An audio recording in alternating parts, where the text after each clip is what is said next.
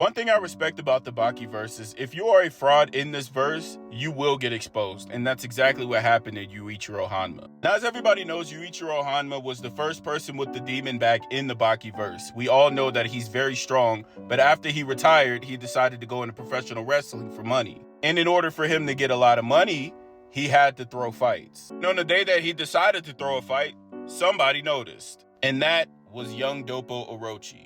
And when he met up with him, he was like, why did you let him beat you like that? You know who you are. And Yuichiro was like, it's because he gave me a good payout. And he was like, you just disgraced the Japanese pride in martial arts. And when Yuichiro tried to grab him up for a little bit, thinking he was weak, he was like, what are you going to do about it? He got out of that jacket, stood on his arm, and gave him a swift kick in the chest. Yeah, this is Yujiro's dad.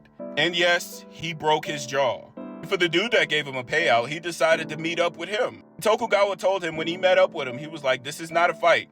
This is your punishment. And he's right behind you. And yes, in Baki style, he was directly behind bro. And in that moment, he tries to do a swift attack, and he was like, yeah, we're not going for that. We're about to get you out of here. Doppo gets in his stance, and in the same moment, Tokugawa is wondering, why is there a nose on my head? Oh, it's because Doppo took it off. He didn't even notice it was gone. Before the nose even hits the floor, Doppo decides to seemingly hit him in the chest. But he stopped right before it touched his chest, but he still got knocked out cold.